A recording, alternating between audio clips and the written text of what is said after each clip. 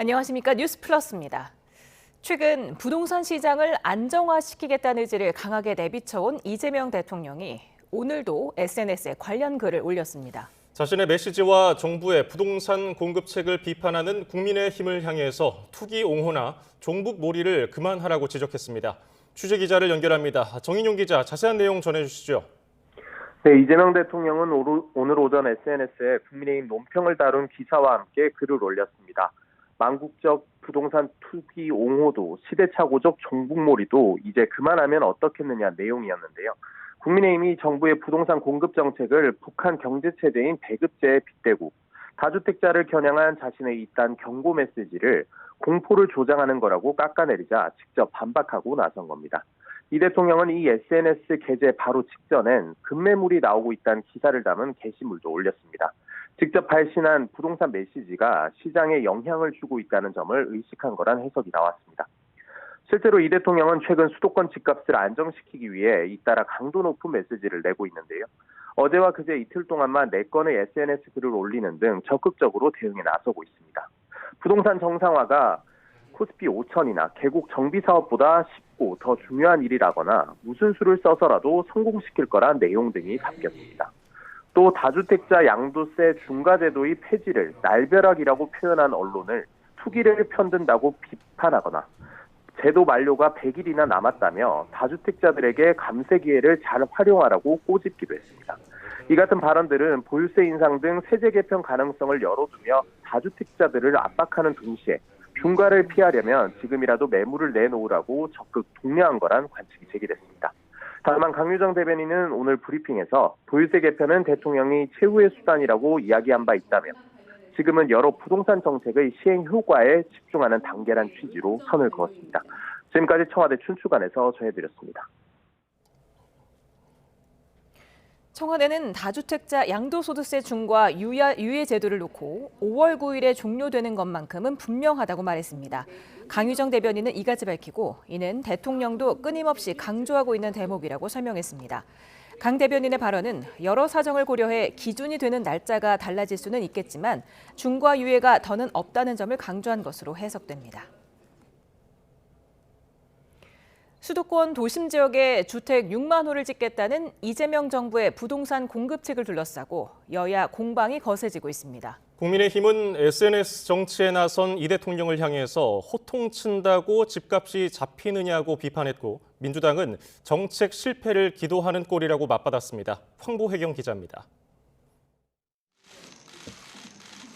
부동산 시장을 겨냥해 연일 강도 높은 SNS 메시지를 내놓는 이재명 대통령을 향해 국민의힘은 소통이 아닌 호통의 정치에 푹 빠진 것 같다고 평가절하했습니다. 계곡 정비보다 부동산 잡는 게 쉽단 발언에는 대통령이 보유한 분당 아파트만 해도 1년 사이 무려 6억 원이나 올랐다고 비판했습니다. 호통친다고 잡힐 집값이라면 그 쉬운 것을 왜 여태 못 잡았습니까? 대통령부터 똘똘한 한 채 쥐고 버티는 것처럼 보이니까. 지난달만 해도 집값에 대책이 없다던 이 대통령이 지금은 말을 바꿨다면서 길이 조절이 자유자재로 되는 손오공의 여의봉이라도 찾은 거냐고 비꼬기도 했습니다. 국민의힘과 부동산 정책협의를 진행한 오세훈 서울시장은 이번 공급책에 태릉 골프장 부지가 포함된 점을 거듭 지적하고 나섰습니다. 세계유산 영향평가 등 넘어야 할 절차가 산적한 부지를 사전 협의 없이 포함시킨 결정은 시장에 헛된 희망을 던지는. 개혁신당은 민주당 의원 15%가량이 다주택자란 한 시민단체 통계를 인용하며 이렇게 직격했습니다. 민주당 의원들과 이재명 정부의 관계자들에게 단도직입적으로 묻겠습니다. 5월 9일 전까지 집 파실 겁니까? 민주당은 국민의힘과 서울시가 청년과 신혼부부 등 서민 주거 안정을 위한 정부 대책에 회방을 놓는 수준을 넘어 사실상 저주를 퍼붓고 있다고 반발했습니다. 국민의힘도 인디언 기후정식 정책 실패 기도를 멈추고 민생에 적극적으로 협력하시기를 바랍니다. 정부와 협의를 이어가는 한편 당 정책위원회 차원에서도 투기 근절 등 부동산 대책을 내놓을 예정이라며 이 대통령의 SNS 정책 메시지를 뒷받침하겠다는 의지를 분명히 했습니다. 첨예한 장외 설전 속에 2월 임시국회도 문을 열었습니다. 거대 양당 교섭단체 대표 연설에 이어 다음 주 분야별 대정부 질문에서도 부동산 정책을 둘러싼 여야 신경전이 계속 이어질 거란 관측이 나옵니다. YTN 황보혜경입니다. 코스피가 5% 급락하며 나흘 만에 5천선 아래로 내려앉았습니다. 미 연준 차기 의장으로 케빈 워시가 지명된 데 따른 워시 쇼크로 투자 심리가 위축됐기 때문입니다. 급격한 하락세를 진정시키기 위해서 올해 첫 매도 사이드카가 발동됐습니다. 손효정 기자입니다. 코스피는 문을 열자마자 외국인의 팔자 주문이 쏟아지며 2% 하락 출발했습니다. 낙폭을 회복했던 것도 잠시 내림세가 가팔라지며 5천선을 내줬고 한때 4,930선까지 밀렸습니다. 외국인과 기관이 4조 원 넘게 순매도하면서 지수는 결국 5% 떨어진 4,949포인트로 거래를 마쳤습니다. 지난달 27일 종가 기준으로 사상 처음 5천선에 올라선 지 4거래일 만에 4,900대로 떨어졌습니다. 장중 급락세가 커지자 올해 처음으로 자동 매도 주문을 일시적으로 중단하는 사이드카가 발동됐습니다. 승승장구했던 대형주 역시 대부분 급락했습니다. 삼성전자는 6%, SK하이닉스는 8% 넘게 떨어지며 코스피 하락분의 절반가량을 차지했습니다. 코스닥 지수도 4% 넘게 하락하며 1,100선 아래로 내려왔습니다. 이날 하루 우리 증시뿐 아니라 아시아 주요 증시도 일제히 약세를 보였습니다. 매파 성향의 케빈 워시 전 미국 연방준비제도 이사가 차기 연준 의장으로 낙점된 것을 계기로 금과 은 가격이 급락한 충격이 증시 전반에 번졌다는 분석입니다. 다만 일시적인 조정에 그칠 거란 관측이 적지 않습니다. 금과 은의 경우는 기본적으로 헤지펀드나 기관 투자가들의 이제 간복으로 작용을 많이 해요. 그동안 상승이 컸던 종목군 중심으로 해서 외국인의 공격적인 매도가 원달러 환율도 출렁였습니다. 달러가 강세로 돌아선 데다 외국인 투자자의 우리 주식 매도로 20원 넘게 급등해 1,464원으로 주간 거래를 마쳤습니다. YTN 손유정입니다. 글로벌 원자재 시장에서 금과 은을 비롯한 귀금속 가격이 급락한 가운데 국내에서도 금 가격이 크게 하락했습니다. 한국거래소 정보 데이터 시스템을 보면 국내 금 시세는 전장보다 10% 급락한 1g당 22만 7,700원으로 집계됐습니다. 올해 들어서 꾸준히 상승세를 기록하던 국내 금 시세는 지난달 30일 6% 급락한 데 이어서 낙폭을 더욱 키웠습니다.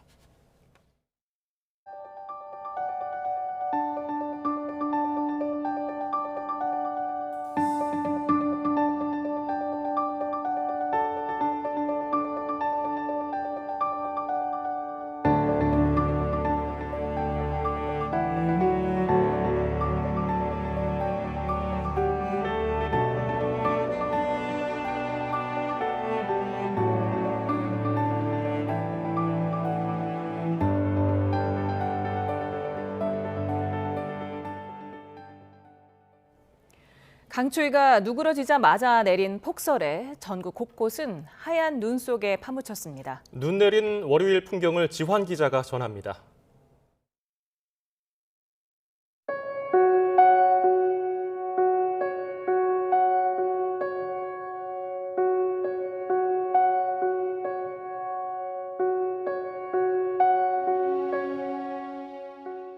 강추위가 물러가자 곧바로 폭설이 찾아왔습니다.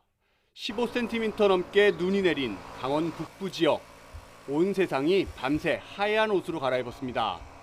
나무 눈꽃은 햇빛받아 반짝입니다.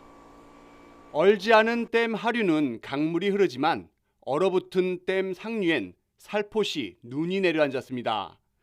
빙어 낚시터도 하룻밤 사이 모습이 확 바뀌었습니다. 알록달록 텐트가 가득했던 얼음판은 광활한 눈밭으로 변신했습니다. 산간마을 주민은 아침부터 쉴 틈이 없습니다. 그냥 두면 고갯길이 금세 얼어붙어 두고 볼 수 없습니다. 눈 올 때 깨끗이 쳐야 돼. 이게 녹아서 여기 얼면은 차 전혀 못 다녀. 강원과 수도권에 퍼붓던 눈구름은 새벽녘 충청과 영호남으로 내려갔습니다. 아파트 단지며 도심 이면도로며 밤새 눈이 쌓였습니다. 출근길 버스 정류장엔 시민들이 몰렸습니다. 눈이 너무 많이 내리고 그다음에 이제 어쩔 수 없이 그냥 버스를 탈 수밖에 없더라고요. 택시는 못 타니까 30분 동안 잡는데 한도 안 잡혀가지고. 하늘에서 바라본 전주 한옥마을. 나무 지붕이며 돌담이며 흙벽이며 소복이 흰 눈이 내려앉았습니다. 주변 상인들은 일찌감치 나와 길을 치웁니다. 몸은 고되지만 오랜만에 찾아온 겨울 운치가 그저 좋습니다. 너무 아름답지 않나요? 그리고 지금 한옥마을에 올해는 춥긴 했어도 눈이 그렇게 많이 오진 않았어요. 근데 좀 많이 왔네요. 눈을 떠보니까 눈이 와 있어서 너무너무 기분이 좋습니다. 길고 길었던 한파디 찾아온 폭설, 눈 떠보니 찾아온 겨울 절경과 함께 시민들은 눈 치우느라 분주한 하루였습니다. YTN 지환입니다. 기습적인 눈으로 승용차가 약국을 향해 돌진하는 등 빙판길 사고가 잇따랐습니다. 일부 도로와 국립공원의 출입이 통제됐고 하늘길과 바닷길도 막혔습니다. 나현호 기자입니다. 사거리에 있는 약국에 유리 파편과 잔해물이 뒤엉켜 아수라장이 됐습니다. 출근 시간 50대 여성이 몰던 승용차가 상가 약국으로 그대로 돌진한 겁니다. 다행히 약국은 영업 전이었고 인도에 보행자가 없어서 인명피해로 이어지진 않았습니다. 경찰은 눈길에 승용차가 미끄러지면서 사고가 난 것으로 보고 있습니다. 전남 순천에서는 노인복지센터 차량이 눈길에 미끄러지며 흙벽을 들이받았습니다. 이 사고로 80대 탑승자가 심정지 상태로 이송되는 등 모두 4명이 다쳤습니다. 도로 바로 옆 밭에 흰색 차량이 옆으로 쓰러진 채 소방대원의 구조 작업이 이루어집니다.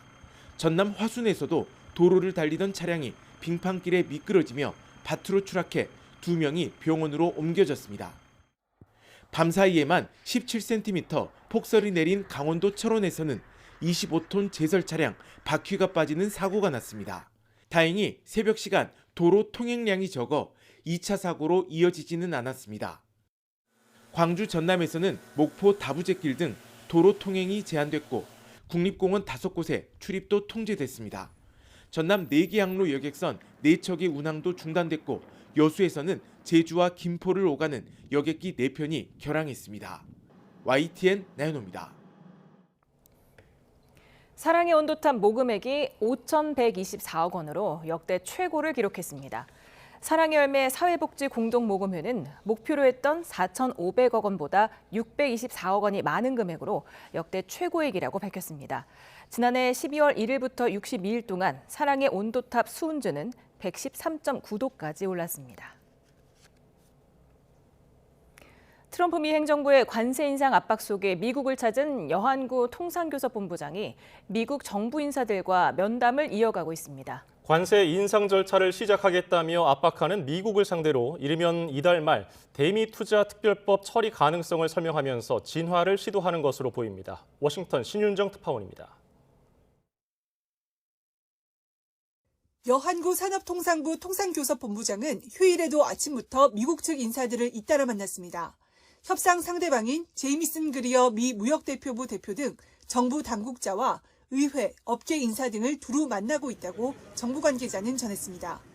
차분하게 대응을 하는 게 가장 중요하다고 생각합니다. 많은 나라들이 이런 진짜 하루하루 어떻게 보면 롤러코스터 같은 그런 상황을 겪고 있는데 미 행정부는 관세 25% 발효를 위해 연방관보 개제 등 행정 실무 절차에도 착수했는데 아직 관보 개제는 이뤄지지 않았습니다. 하워드 러트닉 미 상무장관은 지난주 워싱턴에서 열린 이건희 컬렉션 행사에서 대미 투자는 선택사항이 아니라며 조속한 투자를 거듭 압박했습니다. 이르면 이달 말로 예상되는 미 연방대법원의 관세 판결과 오는 11월 중간선거를 앞두고 트럼프로서는 가시적인 관세 성과가 필요한 것으로 보입니다. 이런 거센 압박에 여 본부장은 국회 상황을 설명하면서 정부도 투자 이행에 속도를 내고 있다는 점을 강조하고 있는 것으로 전해졌습니다. 특히 여당인 더불어민주당이 대미투자특별법 처리 시한을 2월 말에서 3월 초로 제시한 점을 추가로 설명할 것으로 예상됩니다. 이와 함께 특별법 처리 전이라도 미국이 제안하는 투자 프로젝트에 대한 사전 협의가 가능하다는 진전된 입장을 새 협상 카드로 내놨을 가능성도 거론됩니다. 여 본부장은 이번 주 초까지 워싱턴에서 협의를 이어갈 예정입니다. 오는 4일에는 핵심 광물 장관급 회의 참석을 위해 조현 외교부 장관이 미국을 방문해 마코 루비오 미 국무장관과 양자회담을 추진할 것으로 보입니다. 통상 투톱에 이은 외교 수장간 회담에서 관세 불확실성 장기화 우려를 덜 수 있을지 주목됩니다. 워싱턴에서 YTN 신윤정입니다. 이재명 대통령은 재정경제부 2차관에 허장 한국수출입은행 ESG 위원장을 임명했습니다. 강유정 청와대 대변인은 허 차관이 수출과 환율을 안정적으로 관리하고 우리 경제가 한 단계 도약할 정책을 입안하고 집행할 것으로 기대한다고 밝혔습니다. 또 우주항공청장에는 오태석 전 누리호 발사관리위원장이 임명됐다며 대한민국을 우주항공 강국으로 이끌 인물이라고 소개했습니다. 더불어민주당 지도부가 조국 혁신당과의 합당 문제를 두고 또 충돌했습니다. 친청과 반청으로 나뉜 최고위원들은 수위를 넘나드는 공개 설전을 벌였습니다. 임성재 기자입니다. 이해찬 전 총리 조문정국이 끝나고 처음으로 열린 최고위 회의장에 합당 문제로 으르렁대던 정청래 대표와 최고위원들이 한자리에 모였습니다. 첫 발언자로 나선 정 대표는 조국 혁신당과의 합당은 제안일 뿐 전당원 투표로 결정하겠다고 말했습니다. 통합이 분열이라는 말은 언어 모순이자 뜨거운 아이스크림이라는 같은 형용 모순입니다. 하지만 반대파들은 기다렸다는 듯 독한 말을 쏟아내며 전면 철회를 주장했습니다. 당대표 개인의 욕망, 열린우리당 시즌2, 인민민주주의 등 면전에서 쏘아올린 발언 수위는 남달랐습니다. 2인자, 3인자들이 판을 바꾸고 프레임을 바꾸어 당권과 대권을 향한 욕망, 본인들이 간판이 되려는 황명선 강북구 최고위원도 지금은 당대표가 아닌 이재명 정부를 빛나게 할 때라며 합당 추진의 진위를 다시금 캐물었습니다. 그야말로 일방적 통보 전달만 있었습니다. 심한 자괴감 지금도 여전히 느끼고 있습니다. 친명계 3인방의 릴레이 발언 동안 정 대표는 굳은 표정으로 헛기침하며 정면을 응시했는데 친청계도 호락호락 물러서진 않았습니다. 문정복 최고위원은 공개 모욕은 당인의 자세가 아니라면서 과거를 기억하라고 의미심장한 말로 경고했습니다. 면전에서 이재명 대표에게 독설을 쏟아냈던 그 많은 사람들, 그 사람들이 지금 어디에 있는지 기억하십시오. 삽시간에 얼어붙은 회의장 분위기처럼 당 전체가 두 동강 쪼개지는 모습입니다. 긴급 간담회를 연 민주당 초선 모임은 합당 논의를 중단하라는 데 뜻을 모았지만 일부 친청계 의원들의 반발도 있었던 것으로 파악됐습니다. 합당 논의의 또 다른 축 조국혁신당은 이런 민주당 내용에 미략 따위는 없었다며 불쾌감을 표출했습니다. 조국혁신당을 공격한다고 해서 민주당 내부 문제가 해결되지는 않습니다. 공개 충돌이 벌어진 날 민주당은 공교롭게도 정청래 대표의 핵심 공약인 1인 1표제를 두고 이틀간의 중앙위원회 투표를 시작했습니다. 이 합당 내홍과 맞물려 정 대표에 대한 신임 투표 성격을 띨 수도 있다는 관측이 나옵니다. YTN 임성재입니다. 김민석 총리는 더불어민주당과 조국혁신당의 합당 논의와 관련해 민주적으로 시작하지 않으면 과정이 민주적이지 않고 결과도 바람직하지 않다는 경험이 있다며 충분한 당내 논의가 필요하다는 입장을 밝혔습니다. 김 총리는 기자간담회에서 관련 질문에 법여권 내에서 갈등을 일으키거나 국정 운영에 도움이 되지 않는 상황이 만들어지는 건 바람직하지 않다며 이같이 답했습니다. 이어 자신은 원칙적인 민주 대통합론자로서 혁신당 의원들이 민주당 틀 안에서 정치하는 게 좋겠다는 생각은 오래전부터 해왔다며 통합 과정과 절차는 결과 이상으로 중요하다고 말했습니다. 국민의힘이 6.3 지방선거에서 인재 영입 작업을 도맡을 인재 영입위원장에 재선 조정훈 의원을 임명했습니다. 박성훈 수석 대변인은 비공개 회의를 거쳐서 이같이 협의했다고 밝혔습니다. 이어서 조 의원이 수도권 재선이라는 검찰이 이처럼 짬짬이를 밝혀내 대거 기소하자 이재명 대통령이 큰 성과를 냈다고 칭찬했습니다. 이 대통령은 오늘 SNS에 법정형 상한 개정 등 제도 보완과 부당이익 환수 방안 등을 지시했다고 밝히고 잘한 건 잘했다고 칭찬해 주시길 바란다고 덧붙였습니다. 상설특검이 정종철 쿠팡 풀필먼트 서비스 대표를 피의자 신분으로 소환해 조사했습니다. 지난주 엄정환 전 대표를 불러 조사했던 특검이 퇴직금 미지급 의혹 수사에 속도를 내는 모습입니다. 권준수 기자입니다. 쿠팡의 택배 물류 부문을 이끄는 정종철 대표가 상설특검에 출석했습니다. 근로자 퇴직급여 보장법 위반 혐의 피의자 신분으로 정 대표가 특검 조사를 받은 건 이번이 처음입니다. 특검은 쿠팡이 지난 2023년 5월 근로자에게 불리하도록 취업 규칙을 변경해 퇴직금을 미지급했다는 의혹을 수사하고 있습니다. 쿠팡은 퇴직금 지급 규정을 주당 근로시간이 15시간 이상인 경우로 바꾸면서 한 주라도 근로시간 15시간을 채우지 못했다면 이전 근무 기간이 인정되지 않도록 했는데 당시 정 대표는 이 같은 규칙 변경을 주도한 인물이었던 것으로 알려졌습니다. 특검은 취업 규칙을 변경한 경위와 어떤 의사결정 과정을 거쳤는지를 집중적으로 들여다보고 있습니다. 앞서 지난주엔 엄성환 전 대표도 특검의 조사를 받았습니다. 특검 관계자는 정 대표와 엄 전 대표 모두 지난 2023년 쿠팡 취업 규칙 변경에 개입한 만큼 책임을 물을 수 있는 것으로 판단해 잇따라 소환 조사를 진행한 거라고 설명했습니다. 특검은 고용노동부가 판단했던 대로 쿠팡의 택배 물류 일용직 근로자 대부분이 사측의 지시와 감독 아래에서 근무했고 근로계약이 1년 이상 반복적으로 체결된 만큼 퇴직금 지급 대상이라고 보고 있습니다. 때문에 일용직 근로자 가운데 퇴직금을 받지 못한 피해 인원과 액수를 산정하는 데도 주력하고 있습니다. YTN 권준수입니다. 충북 음성의 생활용품 제조 공장 화재로 외국인 노동자가 실종된 지 나흘째입니다. 소방당국이 특수장비까지 동원해서 수색을 이어가고 있지만 붕괴 위험과 복잡한 잔해 때문에 난항을 겪고 있습니다. 이성호 기자입니다. 불에 탄 공장 건물 곳곳이 주저앉았습니다. 철골 구조물이 뒤엉킨 채 남아있고 외부 패널이 바람에 떨어지기도 합니다. 실종자 수색을 위해 중장비로 잔해를 걷어내고 있지만 작업은 속도를 내지 못하고 있습니다. 이처럼 수색이 길어지는 이유는 두 가지입니다. 무너진 철골 구조물이 복잡하게 겹쳐 있어 현장 접근과 내부 진입, 시야 확보가 어려운 겁니다. 조금만 건드려도 추가 붕괴로 이어질 수 있어 대원들은 구조물을 하나씩 확인하며 수색하고 있습니다. 또 불에 탄 면적만 축구장 3개 크기가 넘는 2만 4천여 제곱미터에 달한다는 점입니다. 화재가 발생한 공장동입니다. 보시는 것처럼 붕괴한 구조물 잔해가 겹겹이 쌓여 있어 진입이 어렵습니다.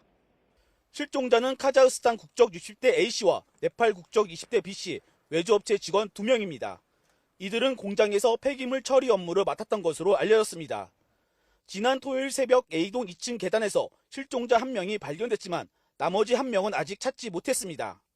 장애물을 다 제거했더라도 그 밑에 작은 장애물들이 남아 있습니다. 그 장애물 사이를 와가면서 저희 구조대원들이 수작업에 의존해서 수색이 이어지면서 원인 규명을 위한 합동 감식 일정도 함께 늦춰지는 상황. 일단 최초 발화 지점과 화재 당시 소방시설이 정상적으로 작동했는지 여부 등을 우선 확인하고 있습니다. 경찰과 소방당국 등은 수색이 완전히 마무리되는 대로 화재 원인과 안전관리 실태 등을 조사할 방침입니다. YTN 이성호입니다. 경남 김해 비철금속 제조 공장에서 난 불이 나흘 만에 꺼졌습니다. 경남 소방본부는 오늘 오후 2시쯤 화재를 완전히 진압했다고 밝혔습니다. 나흘 만에 꺼진 불에 다친 사람은 없지만 공장 건물 4개 동이 모두 탔습니다. 특검에 이어 김건희 씨 측도 징역 1년 8개월을 선고한 1심 판결에 불복해 항소했습니다. 견해가 첨예하게 다른 만큼 치열한 법정 대치가 재개될 전망입니다. 임혜진 기자입니다. 통일교 측으로부터 금품을 수수한 혐의로 1심에서 징역 1년 8개월을 선고받은 김건희 씨가 판결에 불복해 항소했습니다. 김건희 씨 변호인단은 실제 수수하지 않은 물건이 받은 거로 인정됐다면서 항소심을 통해 사실관계를 바로잡겠다고 밝혔습니다. 앞서 1심 재판부는 김건희 씨가 통일교로부터 1,200만 원대 샤넬 가방과 6천만 원대 그라프 목걸이를 받았다고 판단했는데 김 씨 측은 배달 사고 가능성을 거듭 제기했습니다. 또 유엔 제5사무국 한국유치 등 특검이 주장하는 통일교측 청탁 내용은 대통령이나 영부인의 의지만으로 성사될 수 없는 사안이라며 대가관계로 볼 수 없다고 피력했습니다. 징역 15년을 구형했던 특검은 도저히 수긍하기 어려운 판결이라며 앞서 선고 이틀 만에 항소장을 제출했습니다. 이로써 양측의 법정 공방은 두 번째 국면에 접어들게 됐습니다.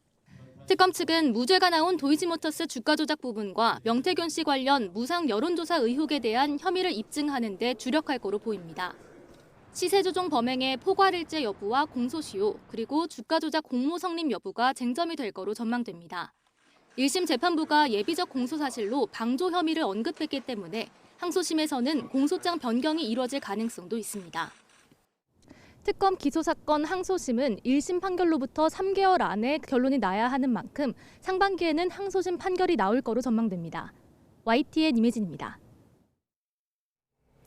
3대 특검에서 규명되지 못한 의혹을 수사할 2차 종합특검의 특별검사가 이번 주 임명됩니다.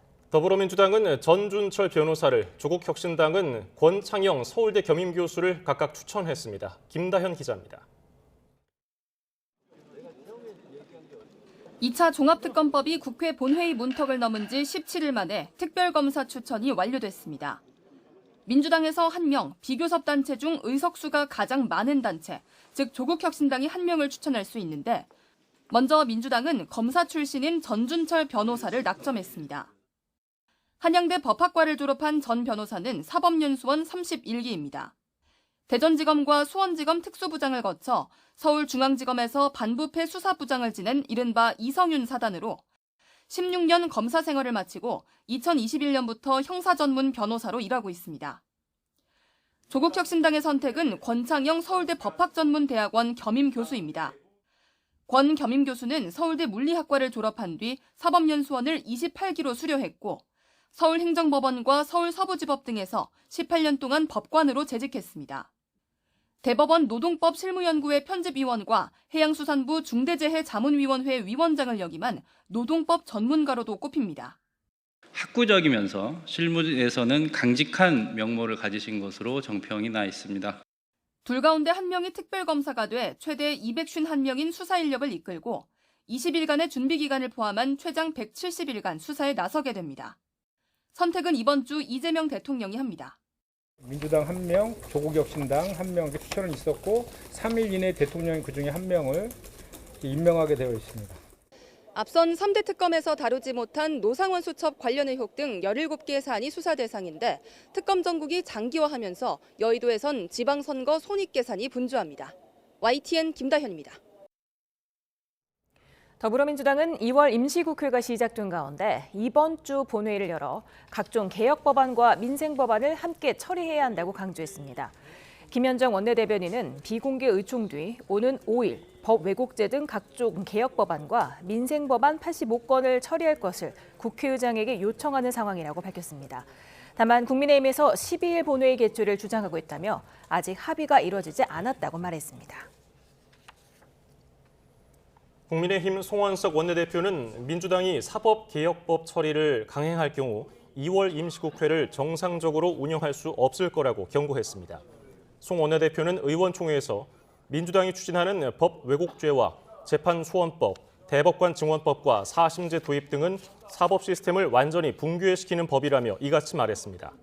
이어서 첨단 산업 보호를 위한 간첩죄 개정안도 여당이 법 왜곡죄와 엮어서 입법을 방해하고 있다며 목리를 부릴 게 아니라면 합의했던 간첩죄 개정부터 신속 처리해야 한다고 지적했습니다.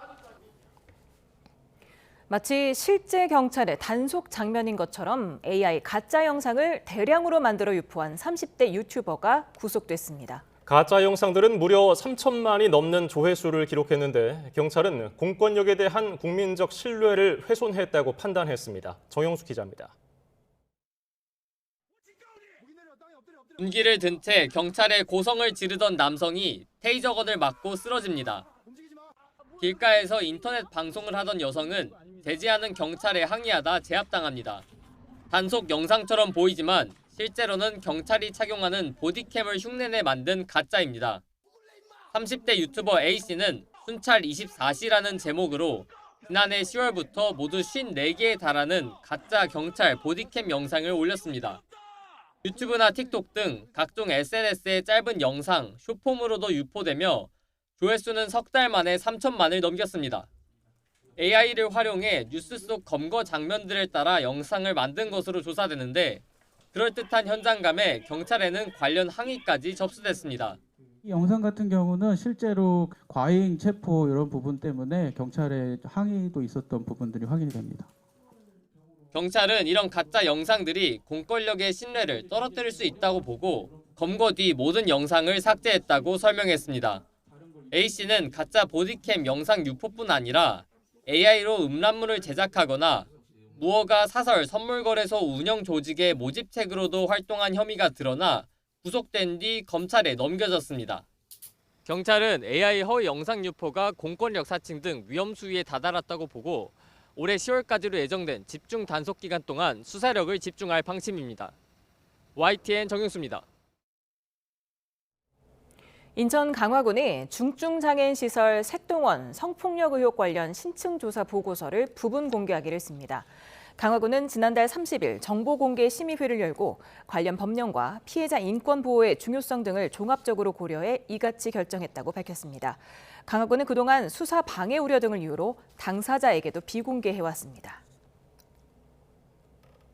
평화의 소녀상 철거를 요구하며 위안부 피해자를 모욕한 혐의가 있는 강경 보수단체 대표가 피의자 신분으로 경찰 조사를 받습니다. 서울 서초서는 내일 오전 10시 위안부법 폐지 국민행동 김병헌 대표를 명예훼손, 집회시위법 위반 등 혐의 피의자 신분으로 불러 조사합니다. 김 대표는 지난해 말 소녀상이 설치된 서초고 무학여고 인근에서 미신고 집회를 열고 위안부 피해자를 모욕하는 문구가 적힌 현수막을 펼쳐든 혐의가 있습니다. 강원 영동 지역의 유일한 소아응급실이 의사 부족으로 장기간 파행 운영되자 주민들이 의사를 구해달라며 1억 원을 모아 기부했습니다. 하지만 정작 의료 현장에서는 의사 연봉을 올리는 방식만으로는 문제를 해결할 수 없다는 지적이 나옵니다. 송세혁 기자입니다. 강원 영동 지역 유일한 상급 종합병원인 강릉 아산병원 응급실입니다.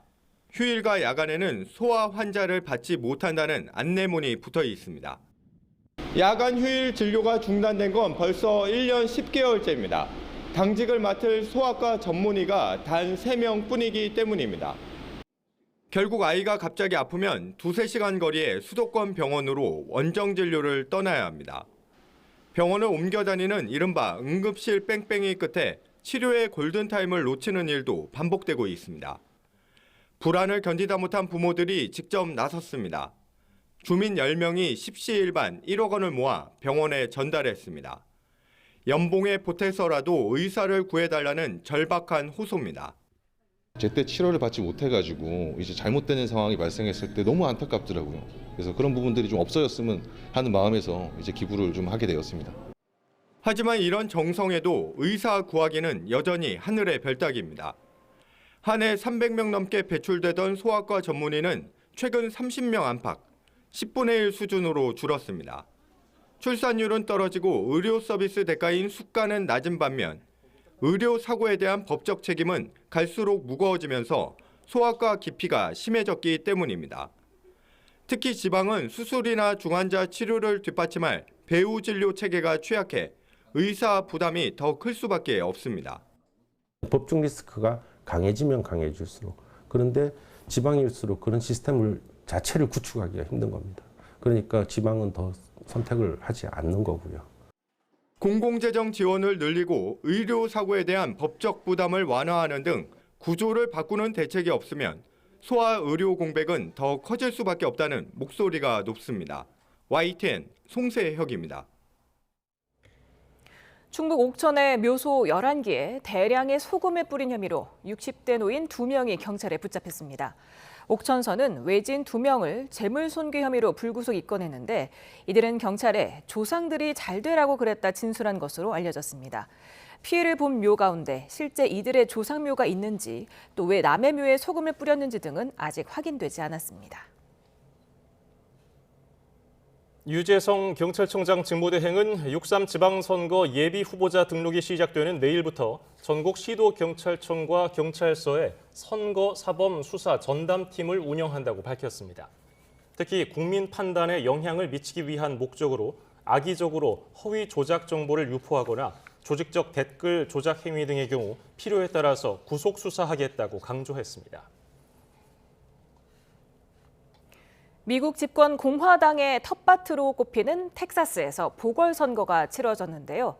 야당인 민주당이 잇따라 승리했습니다. 트럼프 미 대통령까지 공화당 후보를 밀어달라고 나섰지만 무고한 시민들을 숨지게 한 미네소타 사태 여파로 여론은 냉랭했습니다. 이경아 기자입니다. 지난 31일 치러진 미국 텍사스주 연방 하원 의원 보궐선거에서 크리스천 메네피 민주당 후보가 당선됐습니다. 보편적인 건강보험을 약속하고 강경한 이민 정책을 이끄는 국토안보부 장관을 탄핵하겠다고 목소리를 높여온 인물입니다. 이로써 민주당은 연방 하원의회에서 여당 공화당과의 격차를 4석으로 줄였습니다. I'm going to fight each and every day to impeach Kristi Noem.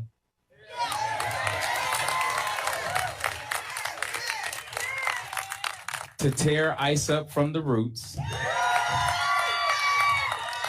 and to fix this country's broken immigration system. 이변은 주 정부와 주 의회를 모두 여당이 장악한 텍사스주 상원 보궐선거에서 일어났습니다. 트럼프 미국 대통령이 지난 2024년 대선 당시 17%포인트 차로 압승한 선거구에서 민주당 후보가 큰 표차로 주 상원 의원에 당선된 겁니다. 트럼프 대통령이 선거 전 SNS에 글을 올려 공화당 후보 지지를 호소했지만 여론은 싸늘했습니다. You mean I won by 17 and this person lost? Things like that happen. Does it worry you about the Well, you don't know whether or not it's transferable. You know, I'm not on the ballot, so you don't know whether or not it's transferable. But... 트럼프 대통령 지지율이 하락하는 가운데 지난해 치러진 각종 선거에서 민주당은 여당 우세 지역을 포함해 주의회 의석을 20석 이상 늘렸습니다. 특히 이번 선거는 미네소타주 시민 2명이 미 이민세관 단속국 ICE 요원에게 사살된 뒤 규탄 집회가 이어지는 가운데 치러졌습니다. 이렇게 트럼프 대통령에 대한 반감이 커지면 오는 11월 중간선거에서 여당이 패배할 것이란 예상이 확산하고 있습니다. 한편 ICE가 5살 소년을 미끼로 아버지를 붙잡아 구금했다는 비판 속에 법원은 아이와 아버지를 풀어주라고 명령했습니다. 이 소년은 아버지와 함께 원래 살던 미네소타주 집으로 돌아갔습니다. YTN 이경아입니다.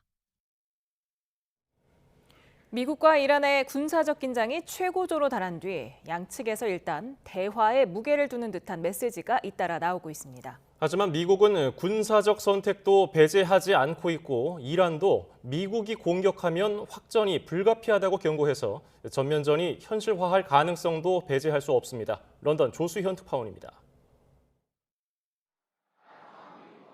하메네이 최고 지도자는 한 달간 이란을 뒤흔든 반정부 시위는 명백한 쿠데타였다고 주장했습니다. 코앞에 항공모함 전단을 배치하는 등 군사적 압박 수위를 높이고 있는 미국을 향해선 전쟁을 시작하면 확전이 불가피하다고 경고했습니다.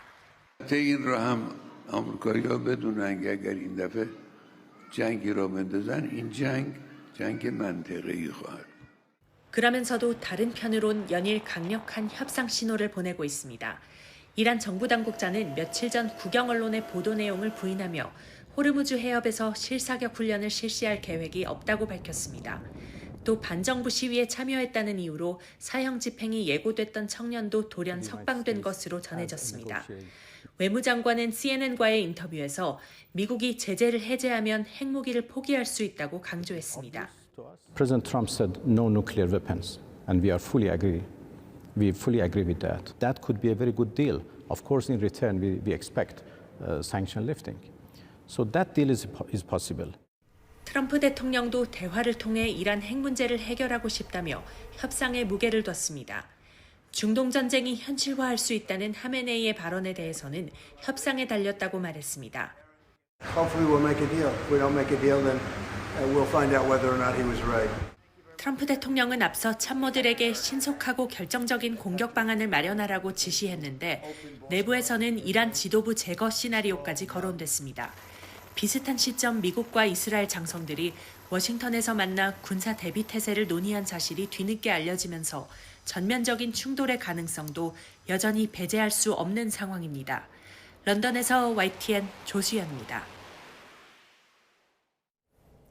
지난달 하순부터 일본 북부와 서해안 지역에 폭설이 계속된 가운데 하루 적설량이 평년의 2배 이상 이르는 곳이 많았습니다. 제설 작업 도중에 목숨을 잃는 등 폭설로 인한 사망자도 17명 발생했고 지역별 휴교령도 잇따랐습니다. 도쿄 김세호 특파원입니다.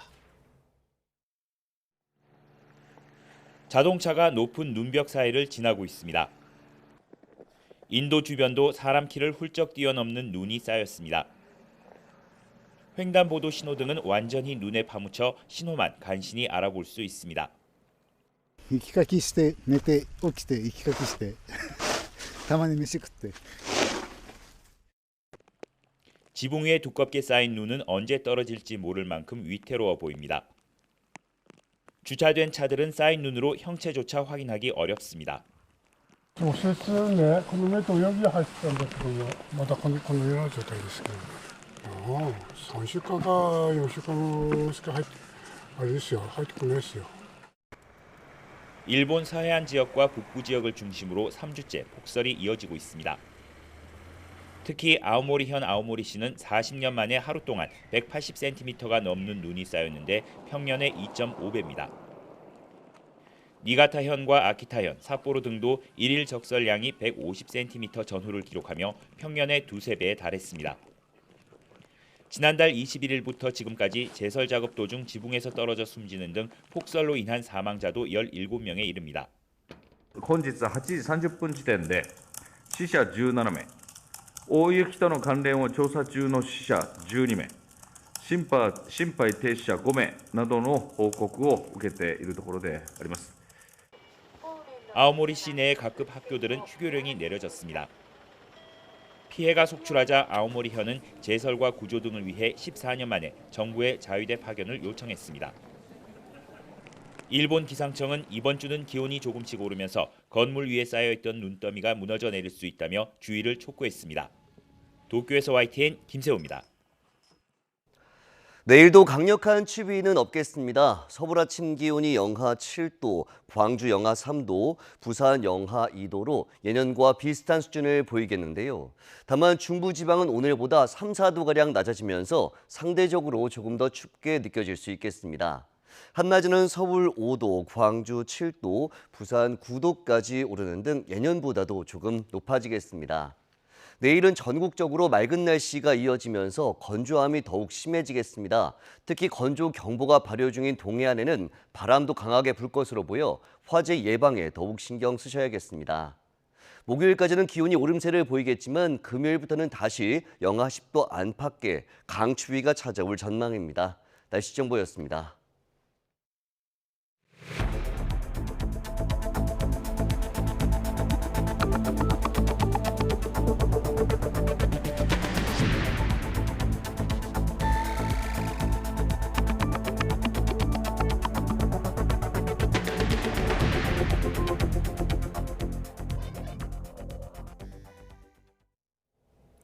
연일 부동산 투기에 대해 강한 경고 신호를 보내고 있는 이재명 대통령이 이번엔 정부 정책을 비판하는 제1야당을 향해 날을 세웠습니다. 망국적인 부동산 투기 옹호는 그만하라면서 직격탄을 날렸습니다. 강지론 기자입니다.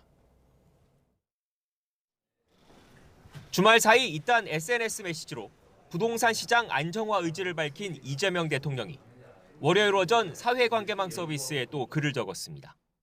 정부 정책을 지적하는 국민의힘의 주장을 담은 기사를 함께 올렸습니다. 망국적인 부동산 투기 옹호도, 시대착오적인 종북머리도 이제 그만하면 어떻겠냐며 제1야당의 비판을 사실상 정면 반박했습니다. 구체적인 이유까지 언급하진 않았지만 다주택자를 향한 대통령의 경고를 공포부터 조장하는 거라고 깎아내린 걸 정조준한 거란 분석입니다. 서울 시내 유휴부지까지 끌어모아 내놓은 최근 공급 대책을 두고 정부가 정해준 부동산 배급에 만족하란 거냐는 지적에도 발끈한 거로 보입니다. 부동산에 비정상적으로 집중된 우리 사회의 자원 배분 왜곡을 반드시 바로잡아야 합니다. 당장 눈앞에 고통과 저항이 두려워서 불공정과 비정상을 절대로 방치해서는 안 됩니다. 야당과 대립각을 세운 이 대통령은 서울 강남 일부 지역에서 호가를 낮춘 급매물이 나온다는 내용의 기사도 공유했습니다. 다주택자 양도세 중과 면제 제도를 더는 연장하지 않겠다고 직접 못 박은 게 조금씩 효과를 보고 있다는 걸 알리려는 의도로 풀이됐습니다. 5월 9일 유예는 종료된다라는 걸 대통령께서 계속 끊임없이 강조하고 있는 것이고 그 부분은 일종의 사회적인 약속이자 앞서 이 대통령은 부동산 정상화가 코스피 5천이나 계곡 정비 사업보다 훨씬 쉽고 더 중요한 일이라고 강조했습니다. 복수의 청와대 관계자는 부동산 거품이 꺼져 잃어버린 30년을 보낸 일본을 반면교사 삼아 반드시 집값을 잡겠다는 이 대통령의 의지가 매우 강하다고 분위기를 전했습니다. 정부 안팎에선 서울과 수도권을 중심으로 부동산 시장 불안이 이어진다면 당장은 아니더라도 보유세 등 세제 개편 논의까지 이루어질 수 있다는 관측이 나오고 있습니다. YTN 강준원입니다. 국민의힘은 이재명 대통령이 집값이 안 잡히자 분노 조절이 안 되는 것 같다며 엉뚱한 국민의 화풀이한다고 비판했습니다. 장 대표는 요즘 이 대통령이 화가 많이 나는 것 같다며 야당과 언론, 국민으로 모자라 심지어 캄보디아어로도 화를 내는데 번지수가 틀려도 한참 잘못됐다고 지적했습니다. 이어 최근 1년 6억 원이 오른 대통령의 분당 아파트는 2022년 인천 국회의원이 되면서 실거주 않고 있고 앞으로도 4년 이상 살지 못할 것으로 보인다며 대통령부터 똘똘한 한 채를 쥐고 버티는 듯하니 약발이 먹히겠느냐고 반문했습니다. 더불어민주당은 정부의 부동산 공급 대책에 비판을 쏟아내는 야권을 향해 인디언 기후재식 정책 실패 기도를 멈추고 민생에 적극 협조하길 바란다고 말했습니다. 한병도 원내대표는 국민의힘과 서울시가 정부의 129 공급 대책에 대안 없는 비난과 소모적인 정쟁으로 회방을 놓고 있다고 비판했습니다. 이어서 계곡 정비부터 코스피 5천까지 한다면 하는 이재명 대통령이 집값까지 잡을까 두려운 거라며 정부 여당은 서민 주거 안정과 양질의 주택 공급을 위해서 흔들림 없이 나아가겠다고 강조했습니다. KB국민은행 시세로 지난달 한강 이남 11개구 중소형 아파트값 평균이 18억 원을 돌파한 것으로 나타났습니다. KB부동산에 따르면 지난 1월 강남, 서초, 송파 등 한강 이남 11개구, 전용 면적 60제곱미터 초과 85제곱미터 이하 아파트값은 평균 18억 269만 원으로 집계됐습니다. 지난해 12월 17억 8,561만 원보다 0.96% 상승한 것으로 서울 중소형 아파트 처음으로 18억 원을 돌파했습니다. 더불어민주당 지도부가 조국 혁신당과의 합당 문제를 두고 또 충돌했습니다. 친청과 반청으로 나뉜 최고위원들은 수위를 넘나드는 공개 설전을 벌였습니다. 임성재 기자입니다. 이해찬 전 총리 조문 정국이 끝나고 처음으로 열린 최고위 회의장에 합당 문제로 으르렁대던 정청래 대표와 최고위원들이 한자리에 모였습니다. 첫 발언자로 나선 정 대표는 조국 혁신당과의 합당은 제안일 뿐 전당원 투표로 결정하겠다고 말했습니다. 통합이 분열이라는 말은 언어 모순이자 뜨거운 아이스크림이라는 같은 형용 모순입니다. 하지만 반대파들은 기다렸다는 듯 독한 말을 쏟아내며 전면 철회를 주장했습니다. 당대표 개인의 욕망, 열린우리당 시즌2, 인민민주주의 등 면전에서 쏘아올린 발언 수위는 남달랐습니다. 2인자, 3인자들이 판을 바꾸고 프레임을 바꾸어 당권과 대권을 향한 욕망, 본인들이 간판이 되려는 황명선 강북구 최고위원도 지금은 당대표가 아닌 이재명 정부를 빛나게 할 때라며 합당 추진의 진위를 다시금 캐물었습니다. 그야말로 일방적 통보 전달만 있었습니다. 심한 자괴감 지금도 여전히 느끼고 있습니다. 친명계 3인방의 릴레이 발언 동안 정 대표는 굳은 표정으로 헛기침하며 정면을 응시했는데 친청계도 호락호락 물러서진 않았습니다. 문정복 최고위원은 공개 모욕은 당인의 자세가 아니라면서 과거를 기억하라고 의미심장한 말로 경고했습니다. 면전에서 이재명 대표에게 독설을 쏟아냈던 그 많은 사람들, 그 사람들이 지금 어디에 있는지 기억하십시오. 삽시간에 얼어붙은 회의장 분위기처럼 당 전체가 두동강 쪼개지는 모습입니다. 긴급 간담회를 연 민주당 초선 모임은 합당 논의를 중단하라는 데 뜻을 모았지만 일부 친청계 의원들의 반발도 있었던 것으로 파악됐습니다. 합당 논의의 또 다른 축 조국혁신당은 이런 민주당 내용에 미략 따위는 없었다며 불쾌감을 표출했습니다. 조국혁신당을 공격한다고 해서 민주당 내부 문제가 해결되지는 않습니다. 공개 충돌이 벌어진 날 민주당은 공교롭게도 정청래 대표의 핵심 공약인 1인 1표제를 두고 이틀간의 중앙위원회 투표를 시작했습니다. 이 합당 내홍과 맞물려 정 대표에 대한 신임 투표 성격을 띨 수도 있다는 관측이 나옵니다. YTN 임성재입니다. 코스피가 오늘 5% 넘게 급락하며 나흘 만에 5,000선 아래로 내려앉았습니다. 미 연준 차기 의장으로 케빈 워시가 지명된 데 따른 워시 쇼크 때문인데요. 급격한 하락세를 진정시키기 위해 올해 첫 매도 사이트카까지 발동이 됐습니다. 손효정 기자입니다. 코스피는 문을 열자마자 외국인의 팔자 주문이 쏟아지며 2% 하락 출발했습니다. 낙폭을 회복했던 것도 잠시 내림세가 가팔라지며 5,000선을 내줬고 한때 4,930선까지 밀렸습니다. 외국인과 기관이 4조 원 넘게 순매도하면서 지수는 결국 5% 떨어진 4,949포인트로 거래를 마쳤습니다. 지난달 27일 종가 기준으로 사상 처음 5,000선에 올라선 지 4거래일 만에 4,900대로 떨어졌습니다. 장중 급락세가 커지자 올해 처음으로 자동 매도 주문을 일시적으로 중단하는 사이드카가 발동됐습니다. 승승장구했던 대형주 역시 대부분 급락했습니다. 삼성전자는 6%, SK하이닉스는 8% 넘게 떨어지며 코스피 하락분의 절반가량을 차지했습니다. 코스닥 지수도 4% 넘게 하락하며 1,100선 아래로 내려왔습니다. 이날 하루 우리 증시뿐 아니라 아시아 주요 증시도 일제히 약세를 보였습니다. 매파 성향의 케빈 워시 전 미국 연방준비제도 이사가 차기 연준 의장으로 낙점된 것을 계기로 금과 은 가격이 급락한 충격이 증시 전반에 번졌다는 분석입니다. 다만 일시적인 조정에 그칠 거란 관측이 적지 않습니다. 금과 은의 경우는 기본적으로 헤지펀드나 기관 투자가들의 이제 안보로 작용을 많이 해요. 그동안 상승이 컸던 종목군 중심으로 해서 외국인의 공격적인 매도가 원달러 환율도 출렁였습니다. 달러가 강세로 돌아선 데다 외국인 투자자의 우리 주식 매도로 20원 넘게 급등해 1,464원으로 주간 거래를 마쳤습니다. YTN 손유정입니다. 설탕과 밀가루 등 식품 원재료 등의 가격을 짬짬이에 물가를 상승시키고 시장 질서를 교란한 혐의로 업체 관계자들이 무더기 기소됐습니다. 서울중앙지검은 공정거래법 위반 혐의로 제당회사 임원과 제분회사 대표이사 등 36명과 법인 16곳을 기소했습니다.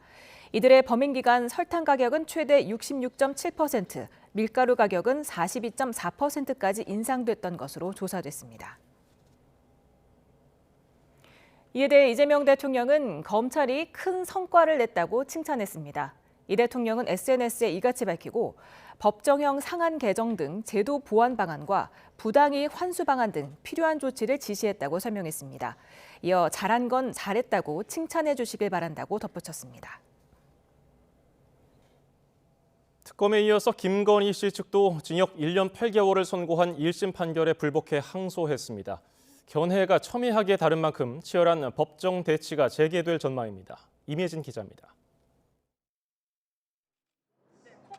통일교 측으로부터 금품을 수수한 혐의로 1심에서 징역 1년 8개월을 선고받은 김건희 씨가 판결에 불복해 항소했습니다. 김건희 씨 변호인단은 실제 수수하지 않은 물건이 받은 거로 인정됐다면서 항소심을 통해 사실관계를 바로잡겠다고 밝혔습니다.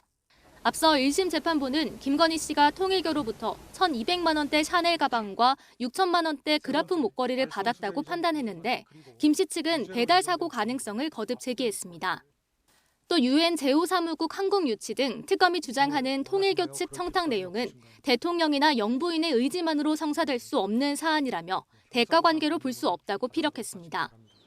징역 15년을 구형했던 특검은 도저히 수긍하기 어려운 판결이라며 앞서 선고 이틀 만에 항소장을 제출했습니다. 이로써 양측의 법정 공방은 두 번째 국면에 접어들게 됐습니다. 특검 측은 무죄가 나온 도이치모터스 주가 조작 부분과 명태균 씨 관련 무상 여론조사 의혹에 대한 혐의를 입증하는 데 주력할 거로 보입니다. 시세 조종 범행의 포괄일제 여부와 공소시효, 그리고 주가 조작 공모 성립 여부가 쟁점이 될 거로 전망됩니다. 1심 재판부가 예비적 공소 사실로 방조 혐의를 언급했기 때문에 항소심에서는 공소장 변경이 이뤄질 가능성도 있습니다. 특검 기소사건 항소심은 1심 판결로부터 3개월 안에 결론이 나야 하는 만큼 상반기에는 항소심 판결이 나올 거로 전망됩니다. YTN 임혜진입니다. 내란 중요 임무 종사 혐의로 1심에서 징역 23년을 선고받은 한덕수 전 총리 사건 항소심이 임시 내란 전담 재판부에 배당됐습니다. 서울고법은 한 전 총리의 내란 중요 임무 종사 등 혐의 사건을 형사 20부에 배당했습니다. 형사 20부는 법원 정기 인사 전까지 내란 외환주에 관련 사건을 임시로 전담하는 재판부입니다. 무소속 강선호 의원의 1억 원 공천 헌금 의혹에 대한 경찰 수사가 시작된 뒤 어느덧 한 달이 흘렀습니다. 경찰은 핵심 당사자들의 진술을 교차 검증하면서 혐의 다지기에 주력해왔는데 조만간 신병 확보에 나설 거라는 관측이 나옵니다. 배민혁 기자입니다. 지난해 말 강선호 의원이 지난 2022년 지방선거를 앞두고 김경전 서울시의원으로부터 공천헌금 1억 원을 받았다는 의혹이 처음 불거졌습니다. 저도 잘 주세요. 네, 하여튼 돈부터 돌려드리세요. 안 받는 거. 그거는 뭐 의원님이 보셔가지고 지금 보셔가지고 던져놓고 나오든지. 녹취가 공개되며 경찰이 수사에 나섰지만 이미 김 전 시의원은 미국으로 출국한 뒤였고 텔레그램 재가입 등 증거인멸 정황까지 드러나며 늑장 수사 논란이 계속됐습니다. 논란이 커지자 경찰은 지난달 11일 김 전 시의원을 귀국 당일 불러 조사한 데 이어 대대적인 강제 수사를 벌였습니다. 김경 전 시의원과 강선우 의원의 전 사무국장 남모 씨를 번갈아 불러 조사했는데 경찰은 그동안 핵심 쟁점인 돈의 전달 경위와 시점 등을 놓고 두 사람의 진술을 교차 검증하는 데 집중했습니다. 이후 수사 착수 20일 만에 강선우 의원을 불러 첫 조사를 벌였습니다. 성실하게 사실대로 최선을 다해서 조사에 임했습니다. 이런 일로 국민께 심려를 끼쳐드린 점 다시 한번 진심으로 죄송합니다. 앞서 김 전 시의원은 경찰에 1억 원을 강 의원에게 직접 건넸고 수개월 뒤 돌려받았다고 진술했고 남 씨는 강 의원이 1억 원을 전세 자금에 사용한 것으로 안다고 주장한 것으로 전해졌습니다. 다만 강 의원은 경찰 조사에서 돈인 줄 모르고 받았다는 입장을 유지하는 것으로 알려졌습니다. 서로 엇갈리는 진술에 경찰은 김 전 시의원과 남 전 사무국장은 한 차례 더 불러 거듭 진술 신빙성을 검증했습니다. 경찰은 조사 내용을 토대로 강 의원에 대한 추가 소환 여부를 저울질하고 있는데 조만간 핵심 당사자들에 대한 구속영장 신청이 이루어질 것이라는 관측이 나옵니다. YTN 배민혁입니다. 쿠팡 사태 등 시장에 굵직한 변수가 잇따랐던 지난해 온라인 쇼핑 거래액이 272조 원을 넘기며 사상 최고치를 기록했습니다. 다만 올해도 쿠팡의 독주가 계속될지는 불투명한데요. 지마켓과 알리바바의 합작법인의 본격 행보가 새 변수로 떠오르고 있습니다. 보도에 오동건 기자입니다. 지난해 온라인 쇼핑 거래액은 272조 398억 원을 기록했습니다. 증가폭은 다소 둔화했지만 전년보다 4.9% 늘며 사상 최고치를 경신했습니다. 특히 최악의 개인정보 유출이라는 쿠팡 사태가 불거졌던 지난해 12월에도 온라인 쇼핑 거래액은 24조 2천억 원대로 1년 전보다 6.2% 증가했습니다. 이미 이커머스 소비에 습관이 들었기 때문에 플랫폼을 바꾸어서라도 계속 이커머스를 이용하기 때문에 이커머스의 성장 추세는 올해도 계속될 거라 생각합니다. 다만 온라인 쇼핑의 거침없는 성장 속에 신뢰를 잃은 쿠팡의 독주가 올해도 이어질지는 미지수입니다. 해외 직구의 판이 커지고 있기 때문입니다. 국내 사업체가 해외로 상품을 판매하는 역직구 시장 규모는 3조 234억 원으로 1년 전보다 16.4% 성장했습니다. 해외 직접 구매 이른바 직구 시장도 지난해 5% 넘게 증가했습니다. 특히 중국과 거래 규모가 커지고 있습니다. 역직구, 직구 모두 10% 이상 증가했습니다.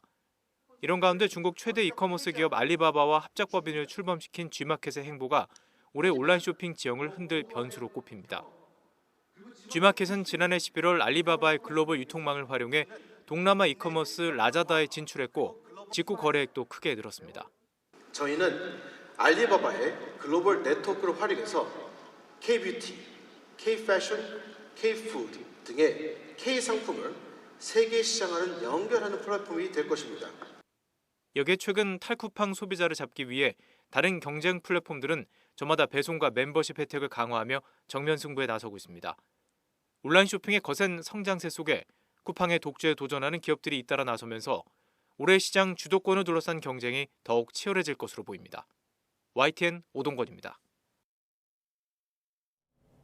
쿠팡의 퇴직금 미지급 사건 수사 외압 의혹을 들여다보는 상설특검이 정종철 쿠팡 풀필먼트 서비스 대표이사를 피의자 신분으로 불러 조사하고 있습니다. 정 대표가 특검 조사를 받는 건 이번이 처음입니다. 특검은 지난주 엄성환 전 쿠팡 풀필먼트 서비스 대표이사도 피의자 신분으로 불러 조사한 바가 있습니다. 채용 과정에서 합리적 이유 없이 나이가 많다는 이유로 지원자에게 불이익을 줬을 경우 처벌하는 법 조항은 헌법에 어긋나지 않는다는 헌재 판단이 나왔습니다. 헌재는 한 은행의 인사 채용 담당자들이 고령자 고용촉진법 제23조의 3, 제2항에 대해 낸 헌법소원 사건에서 재판관 7대2 의견으로 합헌 결정했습니다. 해당 조항은 모집 채용에서 합리적인 이유 없이 나이를 이유로 차별한 사업주는 500만 원 이하의 벌금형에 처한다고 규정합니다. 최근 3년 동안 상반기 중에 고속도로 교통사고로 인한 사망자가 가장 많은 달은 2월로 나타났습니다. 사고 원인 대부분은 졸음운전과 주시 태만이었는데요. 2월에는 폭설로 빙판길을 달리는 경우도 많은 만큼 감속운전 등 각별한 주의가 필요합니다. 최두희 기자입니다. 지난해 2월 14일 중부내륙 고속도로 양평 방향 김천 3터널에서 화물차가 방호벽을 들이받아 운전자가 숨졌습니다. 그로부터 사흘 뒤엔 호남고속도로 천안 방향 익산 분기점 인근에서 화물차 3대가 부딪혀 운전자 1명이 숨지는 등 지난해 2월에만 고속도로 사망사고가 잇따랐습니다. 한국도로공사가 최근 3년간 발생한 고속도로 교통사고를 분석했더니 실제로 2월에 발생한 교통사고 사망자가 상반기 중 가장 많았습니다. 이 가운데 화물차 관련 사망자는 25명으로 전체의 절반을 넘었습니다. 화물차 사망사고 원인은 76%가 졸음과 주시 태만 때문으로 차량 내 히터 사용과 장거리 야간 운행이 맞물려 사고 위험이 커진 것으로 보입니다. 특히 교통사고 사망자가 2명 이상 발생한 이른바 중대교통사고도 최근 3년간 2월에 집중됐습니다. 모두 4건이 발생해 10명이 숨져 월별로 따졌을 때 가장 많았는데 기온이 낮아지면서 도로 환경이 열악해진 데다 대형 차량과 연계된 사고가 나면 인명피해가 크게 발생하기 때문입니다. 이에 따라 한국도로공사는 도로 전광 표지 등을 활용해 집중 홍보를 실시하고 고속도로 노선 알람 순찰 강화에 나섰습니다. 특히 졸음운전 예방을 위해 주기적으로 창문을 열어 차량 실내를 환기해달라고 당부했습니다. 주기적으로 창문을 열어 환기를 해주시는 것이 중요합니다. 또한 졸음이 몰려오면 가까운 고속도로 휴게소나 졸음쉼터에 들려 가벼운 스트레칭을 하거나 잠깐 눈을 붙이는 것이 효과적입니다. 강설과 혹한이 이어지면 평소보다 최대 50% 감속하고 사고나 고장이 났을 때는 차 안에 머무르지 말고 안전한 곳으로 대피해야 합니다. YTN 최두입니다. 부산 해운대구에서 집단으로 오토바이를 몰며 차량 통행을 방해한 일당에 대해서 경찰이 수사에 나섰습니다. 어제 새벽 2시 10분쯤 부산 해운대구 석대동에서 오토바이 8대가 난폭 운전을 하고 있다는 신고가 접수됐습니다. 이들은 도로에서 굉음을 내며 대열 주행하거나 고의로 서행해서 다른 차량 통행을 막은 것으로 드러났습니다. 경찰은 고등학생 1명을 붙잡고 달아난 일당을 추적하고 있습니다. 경북 안동에서 구급차와 덤프트럭이 충돌해 70대 환자가 숨진 사건과 관련해서 경찰이 운전자인 소방대원을 입건해 조사하고 있습니다. 경북경찰청은 사고 당시 구급차가 적색 신호에서 과속 주행 중이었고 숨진 환자는 간이 침대에서 안전띠를 매지 않은 상태였던 점을 확인했다고 밝혔습니다. 이에 따라 경찰은 운전했던 소방대원을 교통사고 특례법 위반 혐의로 입건하고 블랙박스로 사고와 환자의 사망 사이의 인과관계를 분석하고 있습니다. 이재명 대통령은 K-팝 데몬 헌터스의 주제곡 골든이 그래미상을 받은 것을 두고 K-팝의 새로운 역사를 썼다며 세계 최고 권위의 무대에서 이루어낸 값진 성과에 축하를 전한다고 밝혔습니다. 이어서 수상하진 못했지만 후보로 이름을 올리며 세계적 경쟁력을 갖추고 있음을 분명히 보여준 블랙핑크 로제님과 캐치아이 정윤채님께도 응원의 박수를 보낸다고 덧붙였습니다. 이 대통령은 그러면서 우리 아티스트들이 더 넓은 무대에서 역량을 펼칠 수 있도록 앞으로도 든든히 뒷받침하겠다고 강조했습니다. 미국의 중재로 우크라이나 에너지 시설 공격을 중단한 러시아가 민간인을 겨냥해서는 무차별 공습을 이어가고 있습니다. 우크라이나가 개전 후 가장 혹독한 겨울을 보내고 있는 가운데 종전안을 논의할 3자 회담은 이번 주에 이어질 예정입니다. 유투권 기자입니다. 우크라이나 최대 민간 에너지 기업의 통근 버스가 러시아의 드론 공격에 처참하게 파괴됐습니다. 교대 근무를 마치고 귀가하던 광부 수십 명이 참변을 당했습니다. 남부 자포리자에선 산부인과 병원이 2차례 드론 공격을 받아 여러 명이 다쳤습니다. Почула звук, як жужжання. Подивилася в вікно, а воно почало спускатися прямо на пологовий. Я на всю палату вибігаємо. 우크라이나는 또 철도 기반 시설과 물류 시설도 공격을 받았다고 밝혔습니다. 러시아는 미국 요청에 따라 에너지 시설 공격만 잠시 중단했을 뿐 그 외엔 대상을 가리지 않고 무차별 공습을 이어가고 있습니다. 덮친 데 덮친 격으로 우크라이나에선 대규모 전력망 장애까지 발생했습니다. 지난 몇 달간 계속된 러시아의 집요한 공격으로 송전 시설이 취약해진 여파입니다. 수도 키이우에서만 고층 아파트 3,500채의 주민들이 영하 20도에 육박하는 한파를 난방도 없이 맨몸으로 버텼습니다. Опалення теж немає, воно то є, то включають, вимикають і зараз складновато. 우크라이나 국민이 혹독한 겨울을 보내는 가운데 미국을 포함한 세 나라는 오는 4일부터 이틀간 아랍에미리트에서 종전회담을 속개하기로 합의했습니다. 하지만 영토 문제나 우크라이나군 철수 등을 놓고 양측 입장이 팽팽히 맞서고 있어 전망은 여전히 불투명합니다. YTN 유튜건입니다.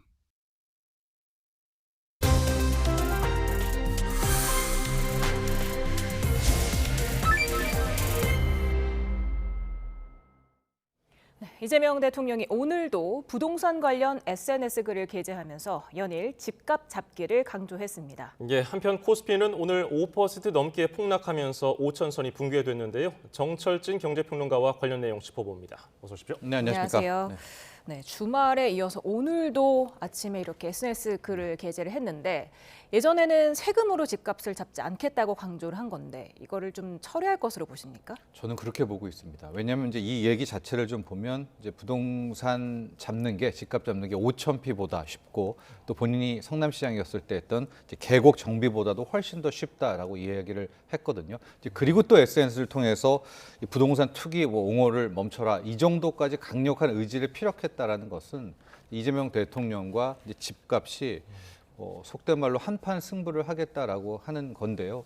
이재명 대통령은 그간 행보를 좀 이어보면 실질적으로 총력, 전력 투구를 합니다. 그러니까 뭐 계속 공급 대책, 무슨 대책, 대출 규제 다 썼는데도 안 잡히게 될 경우 마지막 카드라고 할 수 있는 뭐 보유세 인상이라든가 기타에 대한 카드도 분명히 좀 쓰겠다라는 거기에 대한 이제 강력한 의지 표명이었다라고 보고 있습니다. 그리고 또 서울 강남구 개포동에 시세보다 4억 낮춘 급매가 나왔다는 기사를 공유했는데 그러면 지금 다주택자들이 중과세 유예 종료를 앞두고서 집을 팔고 있다 이렇게 보고 있다고. 그러니까 이제 그 사례를 하나 올린 거니까요. 이제 예. 시장을 놓고 보면 다주택자의 중과입니다. 집 많은 사람들이 소위 말하는 집을 한 채를 팠을 때 뭐 최대 다주택자의 뭐 집값 수익이 많이 났을 때는 80% 이상을 이제 세금으로 내는 그거를 1년간 유예해줬는데 이제는 더 이상 올해 5월 9일 이후는 유예하지 않겠다라고 몇 번이나 이제 피력을 한 것입니다. 그러니까 이제 저 거래는 뭐냐면 다주택자 중에서 이미 꽤 많이 뭐 10억 이상의 차익을 낸 사람이 5월 9일 전에 이제 급매물을 내놓는 거고요. 실제 사례가 하나 나왔다라고 해서 저걸 이제 리트윗하게 된 거였는데요. 이 아파트가 개포자의 프레지던스입니다. 이제 나름 신축이고 30평형이라고 말씀드릴게요. 전용 84제곱미터인데 42억대 거래였었는데 이게 38억으로 나왔습니다. 그런데 중요한 것은 지금 이 다주택자들이 중과세를 피하려고 양도세 중과를 피하려고 많은 물량이 나와 있느냐 그건 아니거든요. 네, 그렇기 때문에 막 물량이 쏟아져야 되잖아요. 근데 아직 그런 조짐은 보이지 않고 있고 또 하나는 이 물량이 나왔다 하더라도 소위 말하는 매수자가 이 물량을 받아야 되는데 이제 여기서부터 문제가 좀 있는 거예요. 왜냐하면 서울은 전역이 토지거래 이제 허가 구역으로 묶여 있지 않습니까? 본인이 실거주를 해야 되는데 거기 안에 이제 세입자가 살고 있다. 그럼 5월 9일이 넘어갈 수가 있는 거 아니겠습니까? 그걸 맞추기 위해서는 이게 상당히 힘들기 때문에 일각에서는 5월 9일까지 오케이. 그러면 토호제를 일시로 좀 같이 풀어줘라 5월 9일까지 이런 이제 안도 계속 나오고 있는데 이재명 대통령은 이제 선을 그었습니다. 그런 식으로 한 발 두 발 물러서게 되면은 영이 서지 않는다라고 해서 일각에서 제기했던 5월 9일까지 토호제도 뭐 일시 유예하는 이런 방법은 없는 그런 상황이기 때문에 아마도 이제 물량이 많이 쏟아질까 말까라는 것은 매수 누가 살 사람 누울 자리가 있어야지 다리를 뻗지 않겠습니까? 아마도 5월 9일 이제 4월까지면은 판결이 날 것 같은데 많은 물량이 나올 것 같지는 않습니다. 그래서 지금 제가 앞서 이제 보유세 카드를 왜 이야기하냐면 6월 이제 지방선거가 끝나고 나면은 결과적으로 현재 이제 시장에서 집값 잡는 네 가지라고 하면 첫 번째 공급이고요. 좀 이따 얘기할 수 있는 두 번째가 금리 인상, 금리 상승입니다. 근데 이건 현재로서 좀 힘들죠. 두 번째가 보유세 강화인데요. 이 보유세도 1주택자까지 건드리는 보유세입니다. 그리고 세 번째가 전세담보대출을 규제하는 이제 이 정도까지 강력 방안들만 지금 남아 있거든요. 그 중에서 아마 결국 보유세 카드를 쓸 수밖에 없지 않을까 이런 생각을 갖고 있습니다. 네, 대통령은 계속해서 연일 지금 강력한 의지를 강조를 하고 있는데 이에 대해서 시장이 어떻게 반응을 할 것인가? 이번엔 다르다고 느낄 것인가? 어떻게 예상하십니까? 아직까지는 이제 판가름 내기가 어려운 것 같아요. 근데 시장 모습만 놓고 보면 이번에도 똑같다라고 그러니까 문재인 정부 시즌 2라고 아직까지는 받고 있는 것 같습니다. 뭐 최근에 나온 통계를 좀 보면 이미 강남구 쪽에서는 국민평형이라고 하죠. 이제 30평형대 밑이 18억대까지 평균가가 올라왔습니다. 뭐 상당한 거고요. 이제 강북에서도 어떤 현상이 나오고 있냐면 알짜 지역들 강북에서는 30평형대 국민평형대가 15억까지 딱 키 맞추기가 돼요. 왜냐하면 15억이면 6억 대출이 오롯이 나올 수 있는 가격대거든요. 그러니까 시장에서는 연일 대통령의 이런 경고와 어떤 다짐, 의지 표명에도 불구하고 아직까지는 반응을 보이지 않고 있다. 이렇게 보여집니다. 예, 지금 뭐 서울이나 과천에서는 이번 공급 대책에 대해서 좀 반대 입장을 냈는데 이 실제로 착공까지 갈 수 있을까? 공급 빨리 돼야 되는데요. 그게 이제 그렇죠. 앞서 말한 이제 집값 잡는 네 가지 요건 중에 가장 중요한 게 공급인 것 아니겠습니까? 그런데 이번에 발표된 것들도 보면 아마도 이제 6만 가구가 추가로 이제 나왔었는데 30년 이전에 실제 입주할 수 있는 물량은 현재로서 가능성은 매우 낮습니다. 그러니까 지금 언급됐던 용산의 10,000 가구, 과천의 9,800가구, 태릉 골프 CC 그러니까 국민들이 바라는 것은 떡하니 2028년, 29년에 입주하는 게 아니라 그 과정을 좀 볼 것 같거든요. 정말 태릉 골프 CC의 주민들과 노원구와 해결이 잘 되고 있나? 과천도 마사회와 경마장이 잘 이전되고 있나. 그러니까 이 공급 대책은 당장의 땅 파는 착공이 중요한 게 아니라 과정에서 잘 돼가고 있구나. 용산국제업무지구도 서울시랑 협의해서 이렇게 하면 되겠네. 그러면 32년에 뭐 이 건설된다 하더라도 참을 국민들은 많죠. 그 과정에 대한 문제들을 많이 좀 봐야 될 것 같은데 일단 이제 발표가 되고 얼마 되지 않았죠. 129 발표니까요. 그래서 지금부터 당국이 중요한 것은 용산 지역이든 또 과천이든 태릉 골프 CC든 주민들과의 그런 잘 돼가고 있음 이거를 보여주는 게 중요한 관건인 것 같아요. 네. 지금 증시도 좀 보겠습니다. 오늘 코스피가 5% 넘게 급락을 하면서 올해 첫 사이드카가 발동이 되기도 했는데 좀 요약해 주시겠습니까? 워시 쇼크죠. 케빈 워시를 드디어 트럼프 대통령이 신임 연준 의장 지명자로 이제 케빈 워시 전 연준 이사를 지명을 했습니다.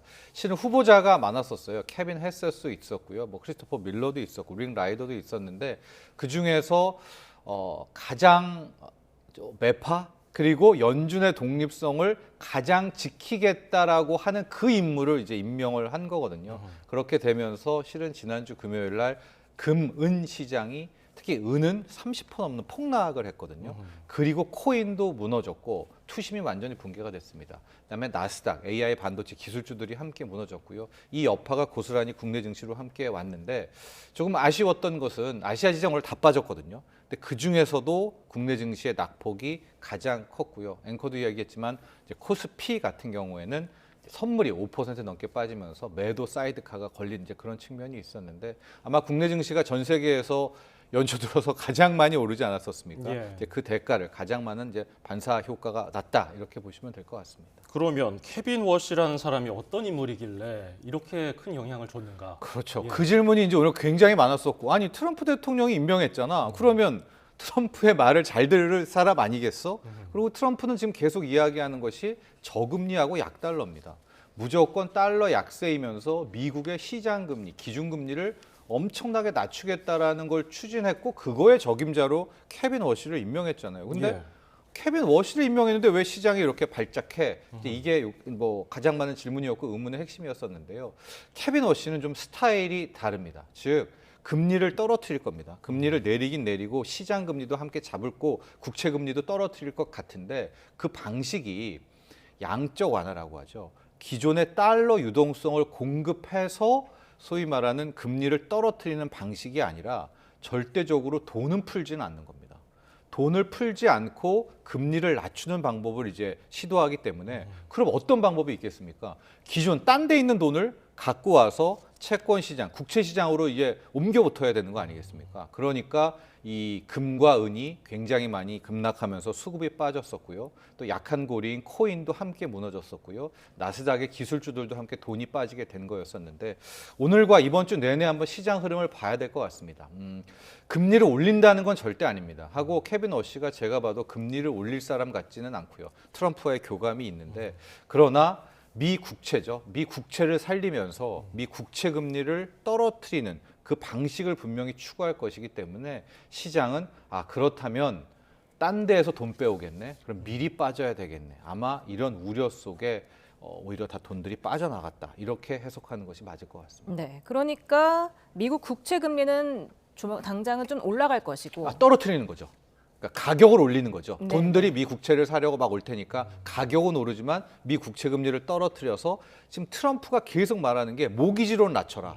시장 금리 낮춰라. 그래서 기준금리 인하를 하고 이제 파월을 압박을 했는데 아마 케빈 워시 같은 경우에는 기준금리를 인하하는 것은 뭐 데이터를 보겠다라고 했지만 이와는 별도로 시장금리, 우리가 말하는 채권금리는 자신만의 테크닉과 어떤 방법으로 낮출 것이기 때문에 저는 당분간은 미 국채를 좀 봐야 된다. 그래서 미 국채 금리가 떨어지는지를 좀 봐야 될 것 같고요. 미 국채 금리가 떨어지는 것을 확인하게 된다면 저는 결과적으로 금이라든가 은이라든가 나스닥 기술주 코인들은 좀 힘든 국면이 이어지지 않을까 또 이런 전망도 해봅니다. 네, 그럼 지금 금이 10%대, 은은 30%대로 급락을 했는데 언제까지 이런 흐름이 이어질 것으로 보십니까? 저는 꽤 오래 좀 바로 급반등, V자 반등은 좀 힘들지 않을까라고 보고 있습니다. 그렇기 때문에 뭐 완전히 여기서 무너진다라는 것은 아니기 때문에요. 이것과 함께 보시되 마치 떨어졌으니까 뭐 풀베팅을 한다. 오늘 삼성전자, 하이닉스 큰 폭으로 빠졌거든요.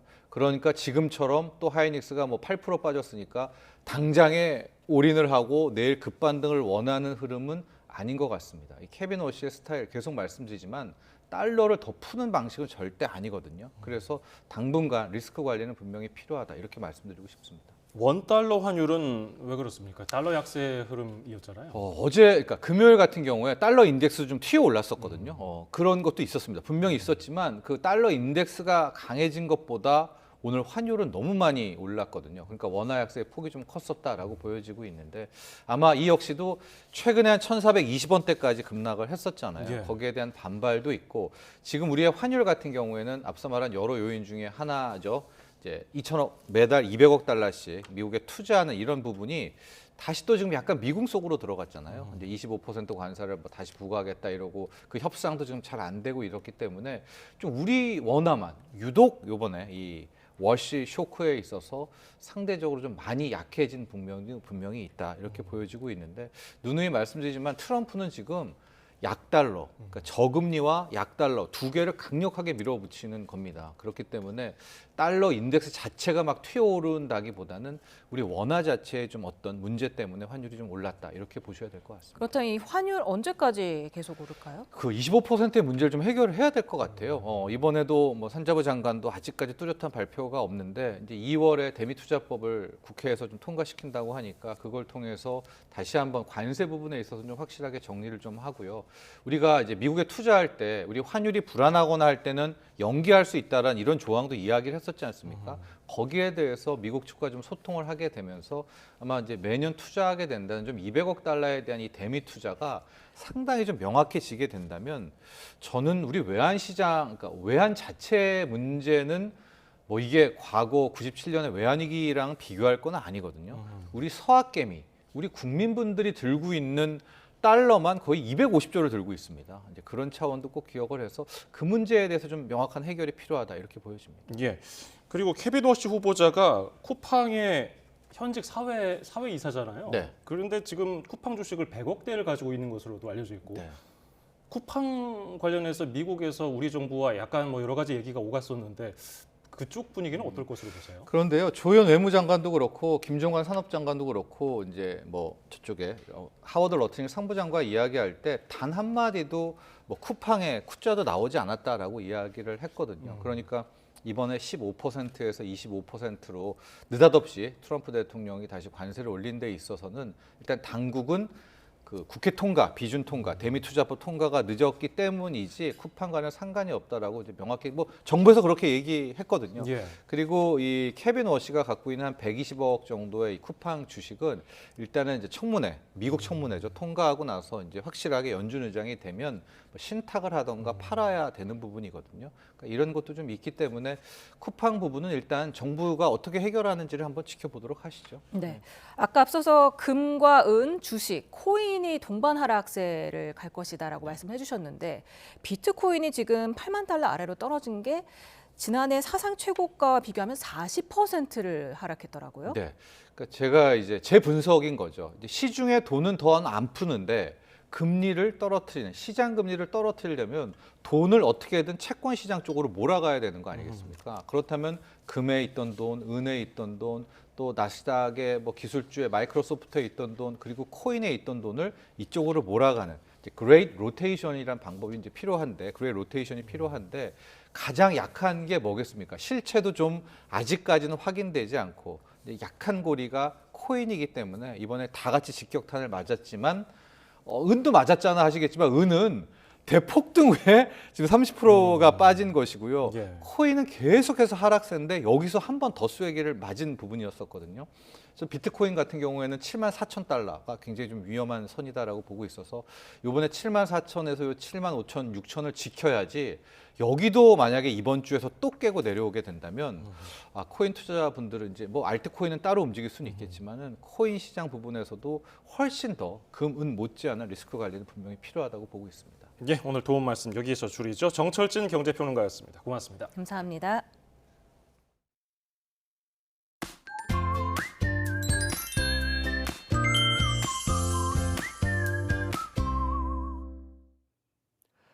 눈으로 하루를 시작했던 오늘과 달리 내일은 종일 맑은 날씨가 이어지겠습니다. 또 예년 수준을 보이면서 심한 추위도 없겠는데요. 다만 서울 영하 7도, 대전 영하 7도 등 중부지방은 오늘보다 3, 4도가량 낮아지면서 상대적으로 조금 더 춥게 느껴질 수 있겠습니다. 낮 기온은 서울 5도, 광주 7도, 부산 9도까지 오르는 등 오늘보다 4, 5도가량 높아지면서 바깥 활동하기 한결 더 수월해지겠습니다.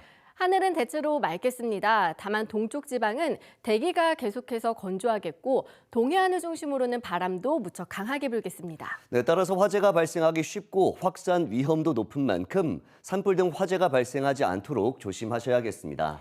당분간 눈 소식 없는 가운데 주 중반까지는 예년보다 포근한 날씨가 이어지겠지만 주 후반에는 다시 영하 10도 안팎의 추위가 찾아오겠습니다. 겨울철 난방비를 줄이기 위해서 전기 장판이나 온수 매트를 사용하는 분들이 많을 텐데요.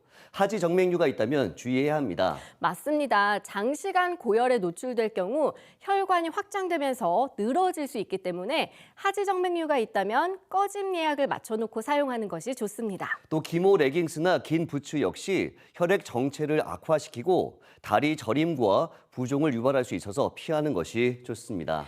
그리고 하지 정맥류가 있다면 다리를 직접적으로 따뜻하게 하는 것보다 전신 보온에 신경을 쓰는 것이 좋고요. 평소에 의료용 압박 스타킹을 착용하는 것도 도움이 됩니다. 마지막으로 틈틈이 발목을 돌리는 것도 도움이 되니까요. 참고하시기 바랍니다. 날씨 캔버스의 김수연, 유승민이었습니다. 오늘 뉴스 플러스는 여기까지입니다. 시청해주신 여러분 고맙습니다.